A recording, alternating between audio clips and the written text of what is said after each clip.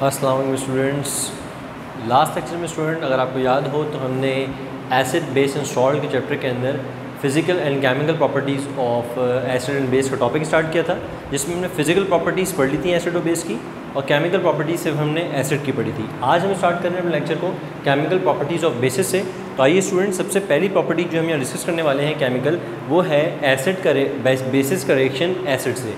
ये प्रॉपर्टी हम already discuss कर चुके हैं अपने लास्ट लेक्चर में, जिसमें हमने एसिड की प्रॉपर्टीज़ पढ़े थे बेसिकली, और उसका रिएक्शन हमने बेसिस से करवाया था।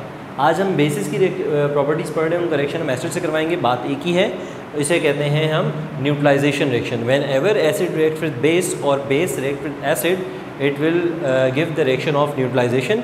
और यहाँ पर हम एग्जाम्पल लेते हैं, 1 से 2 एग्जाम्पल लेंगे, क्योंकि बेसिस की प्रॉपर्टीज़ पढ़ रहे हैं। तो मैं यहाँ पर लेता हूँ, बेसिस में मैंने लिया है NaOH, सोडियम हाइड्रोक्साइड, और हम एक दूसरी बेस लेते हैं potassium oxide, sodium oxide and potassium oxide. आप इनको किसी भी एसिड से रिएक्शन करवा लें। यहाँ पे मैं रिएक्शन करवाता हूँ HCl से, और यहाँ पे मैं रिएक्शन करवाता हूँ H2SO4 से। ठीक है students, whenever this type of reaction proceed, यानी whenever acid react with base और base react with acid, it will form salt and water. मैंने लास्ट क्लास में भी आपको बताया था कि जब भी कोई एसिड बेस से मिलता है तो सॉल्ट और वाटर निकलता है। किसका सॉल्ट निकलता है? मेटल का सॉल्ट निकलता है। अब स्टूडेंट यहाँ पे गौर करें, sodium hydroxide and HCl, hydrochloric acid, इसमें सोडियम एक मेटल है और यहाँ पर पोटेशियम एक मेटल है। तो मेटल का सॉल्ट निकलेगा, इसका मतलब ये है सोडियम का सॉल्ट सोडियम क्लोराइड निकलेगा, और पोटेशियम का सॉल्ट पोटेशियम सल्फेट निकलेगा। ठीक है, पोटेशियम सल्फेट। अब क्योंकि पोटेशियम की वैलेंसी 1 होती है और सल्फेट की वैलेंसी -2 होती है, लिहाजा K2SO4 पोटेशियम सल्फेट बन जाएगा, और आपके पास वाटर फॉर्म हो जाएगा। दूसरी जगह पर सॉल्ट एंड वाटर निकलता है, लिहाजा मैं यहाँ पर वाटर फॉर्म कर दूंगा। इस तरह एसिड और बेस जब रिएक्ट करेंगे तो मेटल का सॉल्ट बन जाएगा और आपके पास वाटर बन जाएगा। This is known as neutralization reaction, और इसे हम कहते हैं जब एसिड या बेस रिएक्ट करते हैं आपस में तो हमारे पास नतीजे में ये बनता है। अब स्टूडेंट चाहें तो इसको बैलेंस कर सकते हैं आप। ठीक है, बैलेंसिंग करने के लिए आप यहाँ पर जो है वो 2 लगाएंगे ताकि पोटेशियम आपके पास 2 हो जाए, जबकि यहाँ पर वाटर में आप 2 मॉलिक्यूल्स ऑफ वाटर यूज़ करेंगे, 4 hydrogen, 2 hydrogen is here and 2 are here. ठीक है, तो यहाँ पर ये इक्वेशन बैलेंस है। लिहाजा अब हम चलते हैं अपने नेक्स्ट प्रॉपर्टी की तरफ। नेक्स्ट प्रॉपर्टी के अंदर स्टूडेंट्स हम रिएक्शन करवाने जा रहे हैं बेसिस का विद अमोनियम सॉल्ट्स। ठीक है, आइए मैं यहाँ पर हेडिंग देता हूँ, रिएक्शन विद अमोनियम सॉल्ट्स। यानी अब हम बेसिस का रिएक्शन अमोनियम के कुछ सॉल्ट से करवाएंगे और आपको बताएंगे कि इसमें क्या प्रोड्यूस होता है। बेसिकली इसमें अमोनिया गैस लिबरेट होगी। ठीक है, आइए पहले हम कुछ बेसिस यहाँ पर लेते हैं। बेसिस में मैं इस दफ़ा लूँगा potassium, sodium hydroxide and calcium hydroxide. ठीक है, सोडियम हाइड्रोक्साइड भी एक बेस है और कैल्शियम हाइड्रोक्साइड भी हमारे पास एक बेस है। कैल्शियम चूँकि अल्कलाइन मेटल है, लिहाजा इसकी वैलेंसी +2 होती है। यहाँ पे कैल्शियम हाइड्रोक्साइड में CaOH2 आएगा। ठीक है, देन यहाँ पर हम 2 अमोनियम सॉल्ट लेंगे। अमोनियम क्लोराइड भी आप ले सकते हैं और अमोनियम सल्फेट भी ले सकते हैं हम। और यहाँ पे मैं इस करेक्शन करवाऊँगा, ammonium NH4 is ammonium chloride, NH4Cl ammonium chloride and ammonium sulphate होता है SO4। अब स्टूडेंट अमोनियम की जो वैलेंसी होती है वो +1 होती है, जबकि सल्फेट की वैलेंसी -2 होती है, लिहाजा ये एक दूसरे को क्रॉस करेंगे और नतीजतन बन जाएगा NH4 जब हम किसी भी बेस को अमोनियम के सॉल्ट से रिएक्शन करवाएंगे स्टूडेंट्स, यहाँ पे बात को गौर समझिएगा आप, फिर से वही होगा, मेटल का सॉल्ट बन जाएगा आपके पास। ठीक है, और गैस कौन सी लिबरेट होगी? यहाँ पर अमोनिया गैस लिबरेट होगी। आप देख सकते हैं मेटल मेरे पास सोडियम है और पोटेशियम है।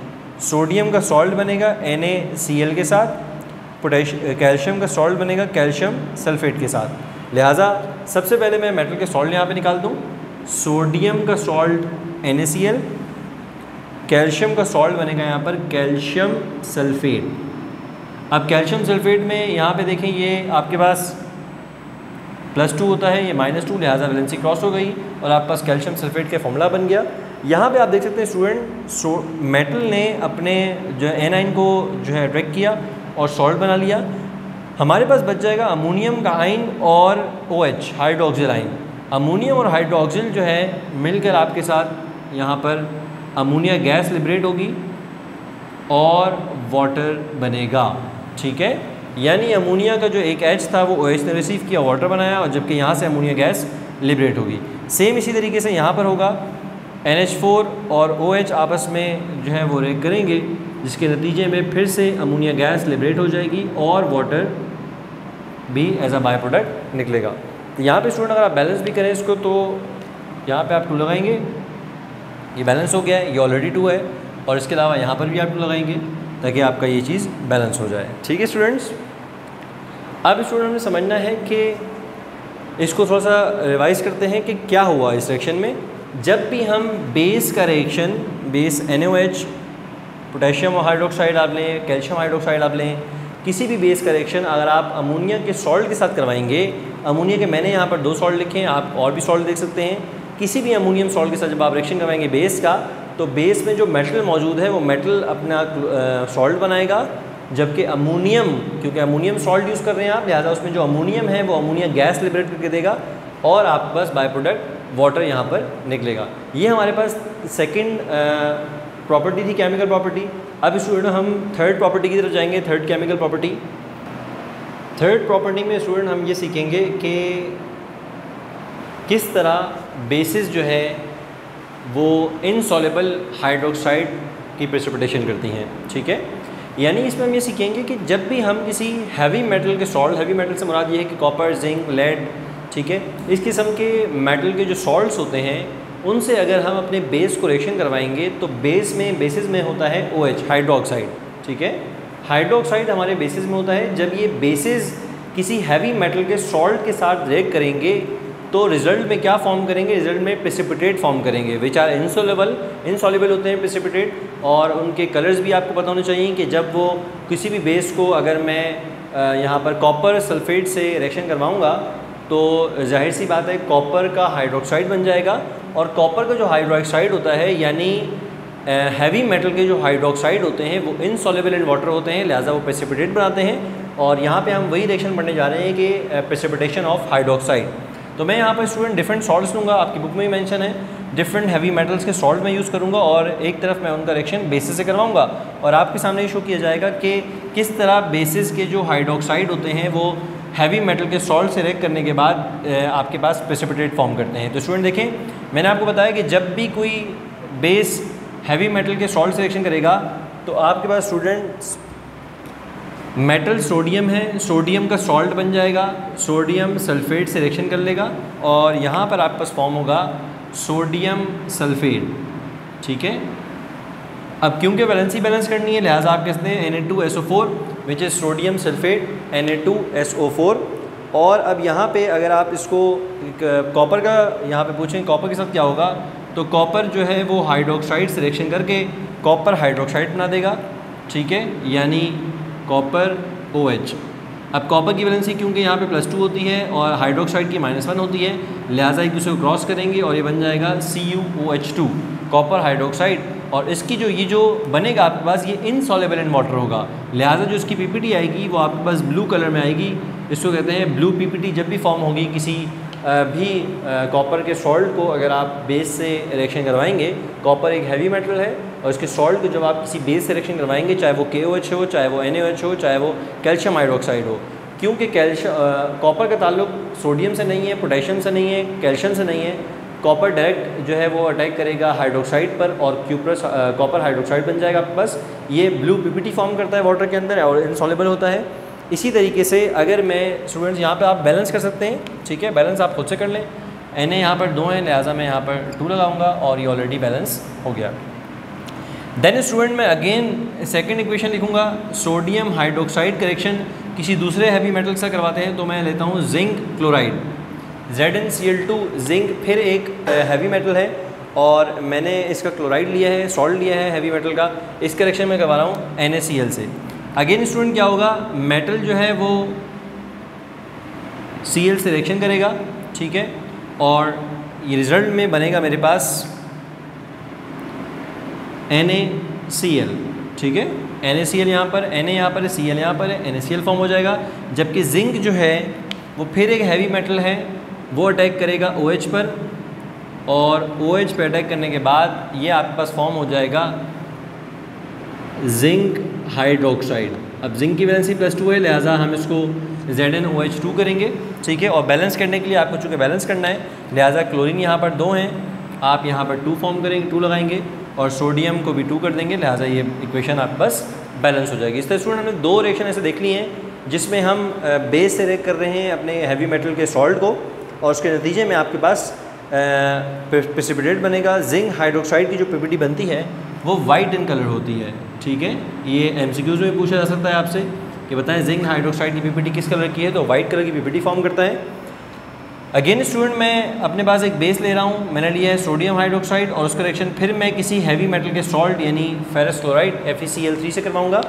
अगेन वही बात यहाँ पर होगी कि सोडियम अपना सॉल्ट बना लेगा NaCl के साथ, जबकि फेरस यानी आयरन जो है वो OH से रिएक्ट करके PBT फॉर्म करेगा, और ये हैवी मेटल का सॉल्ट है, जब ये हाइड्रोक्साइड बनाएगा तो इसका हाइड्रोक्साइड इनसॉल्युबल इन वाटर होगा और ये PBT फॉर्म करेगा। लिहाजा मैं यहाँ पर पहले Na और Cl का रिएक्शन करवा के NaCl बनाऊँगा, और 3 NaCl फॉर्म होंगे क्योंकि 3 Cl हैं, और यहाँ पे 3 NaOH आप लेंगे, ठीक है। इसी के बरक्स अगर आप देखें तो फेरस ऑक्साइड बन जाएगा FeOH3, ठीक है, चूँकि फेरस की जो ऑक्सीडेशन स्टेट है या उसकी आप वैलेंसी कहें तो +3 है, लिहाजा मैं OH के साथ वहाँ पर +3 मेंशन करूँगा। और ये जो PPT है स्टूडेंट, जो फेरस ऑक्साइड से PPT हमारे पास आएगा, ये ब्राउन PPT कहलाएगा, ठीक है। अगर हमें ब्राउन PPT चाहिए तो हमें बेस करेक्शन आयरन के किसी सॉल्ट से करवाना होगा, आयरन के किसी क्लोराइड से करवाएंगे आप तो आपके पास फेरिक हाइड्रोक्साइड बन जाएगा यानी आयरन हाइड्रोक्साइड। ये ब्राउन PPT फॉर्म करेगा लिक्विड के अंदर, वाटर के अंदर। अब हम चलते हैं नेक्स्ट की तरफ। नेक्स्ट में स्टूडेंट हम फिर से NaOH को लेते हैं और NaOH का रिएक्शन में करवाऊंगा इस दफ़ा लेड नाइट्राइड PbNO3 से इसका रिएक्शन करवाया जाएगा। और जैसे ही रिएक्शन प्रोसीड होगा स्टूडेंट्स तो आप देख सकते हैं कि फिर से वही होगा, सोडियम नाइट्राइड से रिएक्शन करेगा, ठीक है। और क्योंकि ये मेटल है और ये अपने इस पार्ट से रिएक्शन करके सोडियम नाइट्राइड फॉर्म करेगा, जबकि लेड जो है, मैं यहाँ मेंशन करता हूँ, लेड जो है Pb वो फिर से OH से रिएक्शन करके लेड हाइड्रोक्साइड बनाएगा, ठीक है। सोडियम नाइट्राइड से रिएक्शन करेगा, सोडियम नाइट्राइड बना देगा। देखें ये सोडियम नाइट्राइड, ठीक है स्टूडेंट्स, सोडियम नाइट्राइड बना दिया मैंने। और दूसरी तरफ लेड हाइड्रोक्साइड, ठीक है, PbOH2, चूँकि लेड की वैलेंसी हमारे पास +2 है, लिहाजा मैं यहाँ पर इसको +2 पुट करूँगा। जैसे ही रिएक्शन प्रोसीड होगा तो लेड हाइड्रोक्साइड की जो PPT है स्टूडेंट्स, ये वाइट PPT होती है। अगेन जिंक से भी हमने वाइट PPT हासिल की और लेड से भी हम वाइट PPT हासिल करेंगे, जबकि अगर आप इक्वेशन को बैलेंस करेंगे तो ये यहाँ पर 2 यूज़ किए गए हैं, लिहाजा आप यहाँ पर 2 पुट कर दें और यहाँ पर भी 2 पुट कर दें, आपकी इक्वेशन बैलेंस हो जाएगी। OH भी आपके पास 2 आ जाएंगे, यहाँ पर OH 2 यूज़ किए गए हैं, सोडियम 2 हैं, सोडियम 2 यूज़ किए गए हैं, नाइट्राइड 2 हैं, नाइट्राइड भी 2 यूज़ किए गए हैं, लेड 1 है और यहाँ पर भी लेड 1 है। लिहाजा स्टूडेंट ये मैंने आपके सामने 4 रिएक्शंस पर रखे हैं और चारों में हमने हैवी मेटल के सॉल्ट यूज़ किए हैं, कॉपर, जिंक, आयरन, लेड। इनके सॉल्ट से जब मैंने किसी भी बेस का रिएक्शन, यहाँ मैं बार बार NaOH यूज़ कर रहा हूँ, लेकिन ज़रूरी नहीं है कि आप हमेशा NaOH यूज़ करें। यहाँ पे अगर मैं कैल्शियम हाइड्रोक्साइड भी लेके आऊँ या अगर मैं पोटेशियम हाइड्रोक्साइड भी लेके आऊँगा तो रिएक्शन सेम होगा, जो भी यहाँ पे मेटल होगा उसका सॉल्ट बन जाएगा और हैवी मेटल का हाइड्रोक्साइड बन जाएगा। जब भी हैवी मेटल का हाइड्रोक्साइड बनेगा तो वो इनसॉल्युबल होगा वाटर के अंदर यानी PBT फॉर्म करेगा, जिसके कलर आपको हमेशा यहाँ पर याद होने चाहिए। नाउ स्टूडेंट एक और रिएक्शन यहाँ पे हम देख लेते हैं विच इज़ फेरस सल्फाइड का रिएक्शन है NaOH के साथ। अगेन NaOH का रिएक्शन में करवा रहा हूँ फिर से आयरन सल्फेट के साथ, ठीक है। जब भी आप आयरन सल्फेट से इसका रिएक्शन करवाएंगे तो नतीजे में स्टूडेंट फिर से वही होगा, सोडियम का सॉल्ट बन जाएगा, यानी सोडियम सल्फेट बन जाएगा,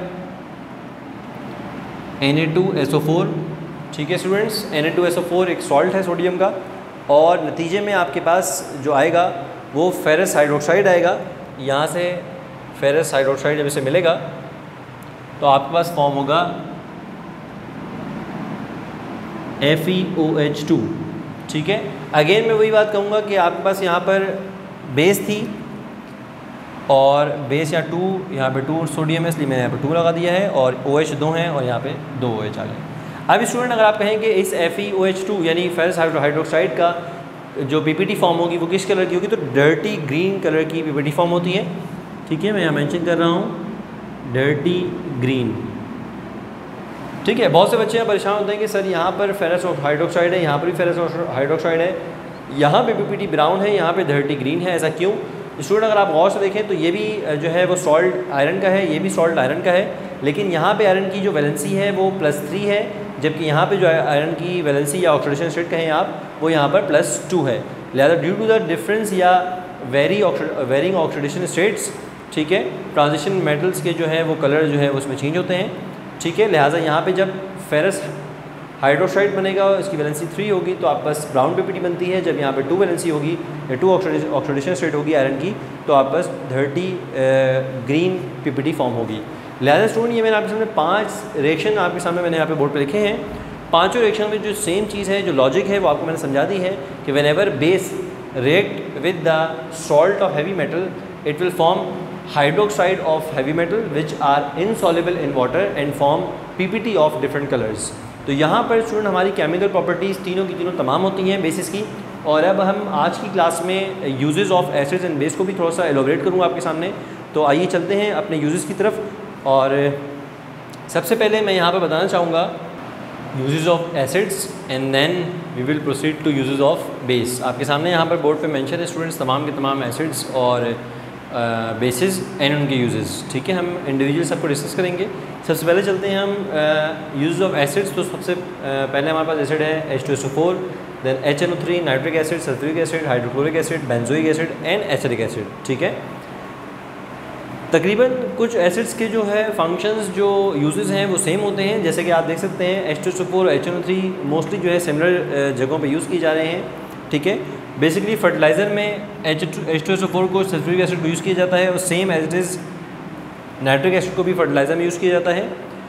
फर्टिलाइज़र में जो अमोनियम नाइट्रेट कंटेनिंग फर्टिलाइज़र होते हैं उसमें हम HNO3 का इस्तेमाल करते हैं, यानी नाइट्रिक एसिड का इस्तेमाल करते हैं, जबकि अमोनियम सल्फेट और कैल्शियम सुपर फॉस्फेट इन तमाम चीज़ों में हम H2SO4 यानी सल्फ्यूरिक एसिड का इस्तेमाल करते हैं। इसके अलावा ये दोनों एसिड एक्सक्लूसिव मटेरियल में इस्तेमाल किए जाते हैं, डाइज़ बनाने में, ड्रग्स बनाने में इस्तेमाल किए जाते हैं। ठीक है, ये तमाम चीज़ें मेंशन हैं, exclusive paints, dyes and drugs. Same as it is HNO3 को भी हम एक्सक्लूसिव थिंग्स बनाने में इस्तेमाल करते हैं, डाइज़ में और ड्रग्स में इस्तेमाल करते हैं बाज़ुकात। ठीक है, इसके अलावा एक यूज़ H2SO4 का ये भी है कि हम उसे लेड स्टोरेज बैटरीज़ में एज ए इलेक्ट्रोलाइट यूज़ करते हैं, क्योंकि बैटरी के अंदर इलेक्ट्रोलाइट डाले जाते हैं। और H2SO4 is used as an electrolyte in lead storage batteries, while nitric acid HNO3 is used in etching design on copper plate. ठीक है, एचिंग डिज़ाइन क्या होता है स्टूडेंट, ये इंशाल्लाह हम नेक्स्ट क्लास में पढ़ेंगे डिटेल में, क्योंकि हमारा एसएलओस भी है कि एचिंग इंडस्ट्रीज़ में कैसे जो है एसिड और बेस एसिड काम आते हैं, तो उसको हम डिटेल में इंशाल्लाह पढ़ेंगे। ठीक है, इसमें हमारे पास HNO3 काम आ रहा है, जबकि HCl की तरफ चलते हैं which is third acid. Metal की क्लीनिंग के एक्शन में, ठीक है, टैनिंग एंड प्रिंटिंग इंडस्ट्रीज़ के अंदर HCl को भरपूर अंदाज से इस्तेमाल किया जा रहा है। जितनी भी हमारे यहाँ पर इंडस्ट्रीज ऐसी हैं जो कि प्रिंटिंग और टैनिंग का काम करती हैं, ठीक है, उसमें हमारे पास HCl यानी हाइड्रोक्लोरिक एसिड को जो है इस्तेमाल किया जा रहा है। इसके अलावा बेंजोइक एसिड को फूड प्रिजर्वेशन इंडस्ट्रीज़ और फूड प्रिजर्वेशन के काम के लिए इस्तेमाल किया जाता है। Same as it is acidic acid को भी हम फूड प्रिजर्वेशन के काम के लिए इस्तेमाल करते हैं और फ्लेवरिंग ऑफ फूड के लिए भी इस्तेमाल किया जाता है। ठीक है स्टूडेंट, आपने सुना होगा कि एसिडिक एसिड को हम जो है वो सिरका भी कहते हैं, विनेगर, जिसे हम अक्सर जो है फूड को प्रिजर्व करने के लिए इस्तेमाल कर रहे होते हैं अपने घरों में। ठीक है, ये हमारे पास जो रेलिवेंट एसिड्स हमने यूज़ किए हैं अपने पूरे चैप्टर में, उन तमाम एसिड्स के मैंने कुछ यूजेस यहाँ पे जॉट डाउन किए हैं, आप इसको देख सकते हैं ब्रीफली। अब चलते हैं next towards uses of base. तो स्टूडेंट बेस यहाँ पे आपको मैंने 5-6 बेसिस के नाम यहाँ पे मेंशन कर दिए हैं फॉर्मूले के साथ। Sodium hydroxide, potassium, calcium hydroxide, potassium hydroxide, magnesium hydroxide, aluminium hydroxide and ammonium hydroxide. इन तमाम बेसिस के पर्टिकुलर यूजेस हैं। आप देखते हैं नंबर 1 पे मेरे सामने है NaOH। सोडियम हाइड्रोक्साइड को हम यूज़ करते हैं to manufacture soap. In the manufacturing of soap जो हमारे पास NaOH का इस्तेमाल किया जा रहा होता है। जबकि कैल्शियम हाइड्रोक्साइड जो है वो ब्लीचिंग पाउडर की इंडस्ट्री में, जहाँ ब्लीचिंग पाउडर को मैन्युफैक्चर किया जा रहा है, वहाँ इसे इस्तेमाल किया जाता है। इसके अलावा सॉफ्टनिंग ऑफ हार्ड वाटर को सॉफ्ट करने के लिए भी इस्तेमाल किया जाता है। इसके अलावा neutralizing acid soil and lakes, ठीक है, वो लेक्स या वो सॉइल जिसकी एसिडिटी जो एसिडिक नेचर हो जाती है, जिसकी pH वैल्यू जो है वो डिक्रीज़ हो जाती है, उसको न्यूट्रलाइज करने के लिए हम कैल्शियम हाइड्रोक्साइड का इस्तेमाल करते हैं। इसके अलावा जो पोटेशियम हाइड्रोक्साइड है वो यूज़ किया जाता है अल्कलाइन बैटरीज़ के अंदर। फिर एज एन जो है वो लिक्विड, इसको हम बैटरीज में इस्तेमाल करते हैं पोटेशियम हाइड्रोक्साइड को। अगेन हमारे पास नेक्स्ट बेस है मैग्नीशियम हाइड्रोक्साइड। और मैग्नीशियम हाइड्रोक्साइड को आप ज़रा क्लियरली इसको देखिएगा, क्योंकि ये वो बेस है जो हमारे स्टमक की एसिडिटी को न्यूट्रलाइज़ करती है। यानी अगर आपने कोई ऐसी चीज़ खा पी ली है जिससे आपके स्टमक में एसिडिटी हो गई, बाज़ बहुत से लोगों को एसिडिटी हो जाती है कुछ चीज़ें खाने से, उस एसिडिटी को कम करने के लिए हम जो ट्रीटमेंट करते हैं उसमें हम मैग्नीशियम हाइड्रोक्साइड का इस्तेमाल करते हैं। अगर कोई भी आप दवाई लें तो उसमें मैग्नीशियम हाइड्रोक्साइड शामिल होता है। अगर हम अपने पेट की, अपने स्टमक की एसिडिटी को न्यूट्रलाइज़ करना चाह रहे हैं तो उसके लिए जो कारआमद है वो मैग्नीशियम हाइड्रोक्साइड है। इसके अलावा मैग्नीशियम हाइड्रोक्साइड के थ्रू आप ट्रीट कर सकते हैं बी स्टिंग को। अगर आपको कहीं बीज ने जो है वो डंग मारा है बी ने, तो आप उसकी ट्रीटमेंट भी मैग्नीशियम हाइड्रोक्साइड से कर सकते हैं। देन हमारे पास है एल्युमिनियम हाइड्रोक्साइड। और एल्युमिनियम हाइड्रोक्साइड स्टूडेंट हम यूज़ करते हैं एज अ फोमिंग एजेंट, ठीक है। कभी भी हमारे पास फायर एक्सटिंग्विशर के अंदर जो है फोमिंग एजेंट रिक्वायर्ड होता है तो उसमें हम एल्युमिनियम हाइड्रोक्साइड का यूज़ करते हैं एज अ बेस। लास्ट हमारे पास जो बेस है इधर वो अमोनियम हाइड्रोक्साइड है NH4OH, and it is use to remove grease और grease stain from the clothes. जितने भी कपड़े हैं उस पर अगर ग्रीस का दाग धब्बा लग जाए आपके पास, ठीक है, किसी भी चिकनाई या ग्रीस की आपका स्टेन लग जाए किसी क्लॉथ पर, तो हम उसे रिमूव करने के लिए अमोनियम हाइड्रोक्साइड का यूज़ करते हैं। तो स्टूडेंट ये हमारे पास टोटल एसिड और बेस थे जो कि हमारी बुक में मेंशन है। इसके तमाम के तमाम यूजेस हमारी बुक में मेंशन है और इसको हमने ब्रीफली आज कवर किया है। हमारे एसिडोस का भी हिस्सा है कि हमने जनरल प्रॉपर्टीज़ फिजिकल और केमिकल एसिड और बेस की दोनों की पढ़नी है। इसके अलावा हमने यूजेस भी एसिड और बेस दोनों के इसमें कवर करने हैं। इस क्लास के लिए हम यहीं तक रखेंगे स्टूडेंट्स। आज हमने general properties, chemical properties of bases पढ़े, जिसमें हमने 3 रिएक्शंस पढ़े with bases, with acids, and then ammonium salts, and then precipitations of hydroxides, ठीक है। और इसके बाद हमने यूजेस पढ़े एसिड्स के भी और बेसिस की भी। होपफुली आपको क्लास समझ में आई होगी, उसके एक पॉइंट आपके जहन में क्लियर हो गया होगा। नेक्स्ट क्लास में आपको मिलेंगे नए टॉपिक के साथ, जिसमें हम pH लेवल, pH स्केल को कवर करेंगे और एचिंग इंडस्ट्रीज़ को भी कवर करेंगे अपने नेक्स्ट लेक्चर के अंदर। तो नेक्स्ट लेक्चर तक के लिए इजाज़त दें स्टूडेंट्स। अल्लाह हाफ़िज़।